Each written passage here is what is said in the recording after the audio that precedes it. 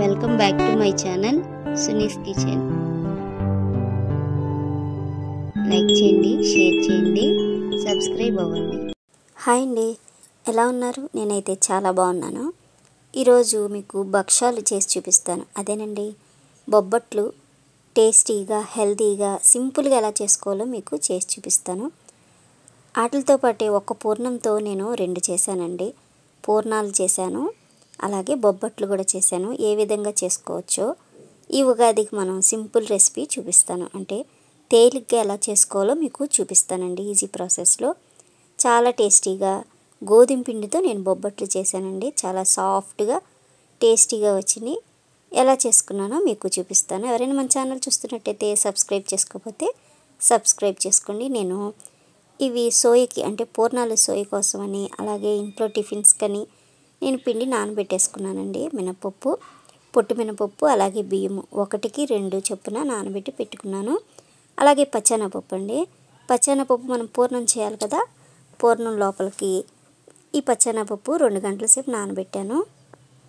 పప్పు చక్కగా నానిపోయిందండి. దీన్ని ఒక 2-3 సార్లు కడిగేసుకొని ఈ పప్పుని కుక్కర్లో వేసేసి కరెక్ట్గా సమానంగా వాటర్ వేసుకొని ఒక 4 విజిల్ వరకు విజిల్ పెట్టేసేయండి. కుక్కర్లో చక్కగా మెత్తగా ఉడికిపోతుంది.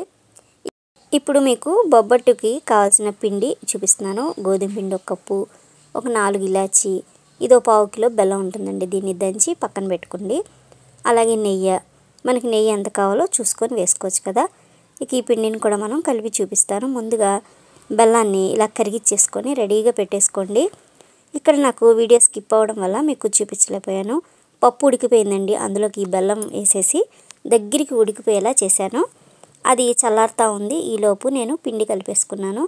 ఇప్పుడు ఒక ఖాళీ బౌల్ తీసేసుకొని దాంట్లోకి గోధుమ పిండి వేసేసుకుందాం. చూడండి, ఈ విధంగా పచ్చెనపప్పు బెల్లం ఉడుకుతున్నప్పుడు ఇలాచి కూడా దంచి అందులో వేసానండి. అది దగ్గరికి బాగా ఉడికిపోవాలి. అది మనకి ఉండ చుట్టేలాగా అవ్వాలన్నమాట. అది కూడా మీకు చూపిస్తాను. ఇప్పుడు దీంట్లోకి ఉప్పు వేసుకున్నానండి. 1 చిటికెడు పసుపు వేసుకున్నాను. అలాగే కొంచెం తినే సోడా వేసానండి. వేసి చక్కగా నీళ్లు వేసేసుకొని మనం చపాతీ పిండికి గట్టిగా ఒత్తుతూ చేస్తాం కదా, అలా కాకుండా లూజుగా పల్సగా ఇలా పిండిని ఇలా కలుపుకోండి. ఈ విధంగా మన చేతికి అంటుకుంటూ ఉంటుంది కదా, ఈ విధంగా కలుపుకోండి.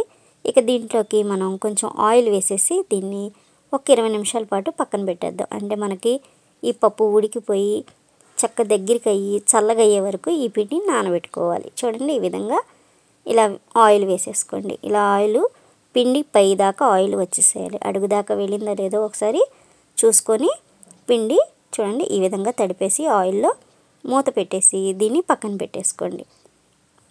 ఇలా పక్కన పెట్టేసుకున్నాక మన సోయ చల్లగా అయిపోయి ఉంటుంది కదా, 20 నిమిషాల తర్వాత చక్కగా ఇలా మెత్తగా అయిపోయింది. చూసారా, ఈ విధంగా మెత్తగా అయిపోయిన తర్వాత మనకి ఏ సైజు కావాలో ఉండలు, ఆ సైజు ఉండలు ఇలా తీసుకోండి. ఇలా తీసుకొని రెడీగా పెట్టేసుకోండి. ఇప్పుడు చూడండి, పిండి 20 నిమిషాల్లో చక్కగా నానిపోయింది.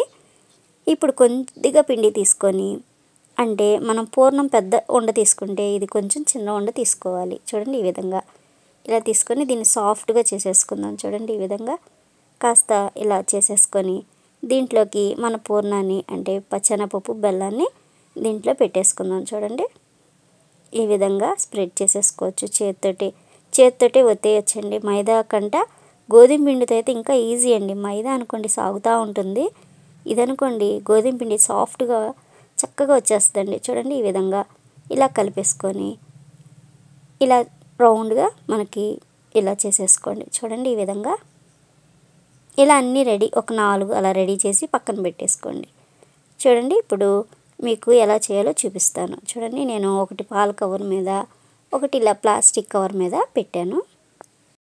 ఈ విధంగా అరిచేత్తో ఏళ్ళుతో ఇలా చక్కగా పల్సగా ఒత్తేయండి. కవర్కి కాస్త ఆయిల్ రాసుకున్నారనుకోండి, పద్దాక మనం వేసినప్పుడల్లా అంటుకోకుండా దానికి స్టిక్ అయిపోకుండా చక్కగా వచ్చేస్తుంది. చూడండి, ఎంత పల్సగా కావాలో అంత పల్సగా వేసేసుకోండి. చూడండి, ఈ విధంగా మంచి కలర్ఫుల్లో భలే చక్కగా వచ్చినాయండి. చాలా టేస్టీగా వచ్చినాయి. చూడండి, అంచులు చక్కగా మంచి కలర్లో రెడ్గా చాలా టేస్టీగా కూడా ఉన్నాయి, సాఫ్ట్గా ఉన్నాయి. మనం ఈ ఉగాదికి ఈ విధంగా చేసుకోవచ్చండి. చూడండి, ఇలాగా 2 వైపులా నేతితో ఇలా చక్కగా కాల్చేసుకోండి. ఇలాగా ఒక్కొక్కటిగా వేసేసుకోండి. మీకు ఏ సైజు కావాలో, చిన్నవి కావాలా కొంచెం పెద్దవి కావాలో వేసుకోండి. చక్కగా పొంగుతా చాలా సాఫ్ట్గా వచ్చేసినాయండి. ఇక నేను ఈ విధంగా రెండోసారి కూడా అలా వేసుకుంటూ ఇవన్నీ రెడీ చేసేసుకున్నాను. చూడండి, రెండోది కూడా వేసి చూపిస్తాను. ఇదైతే పాల కవర్ మీద ఒత్తానమాట. చూడండి, ఈ విధంగా ఇలా అన్నీ రెడీ అయిపోయినాయి.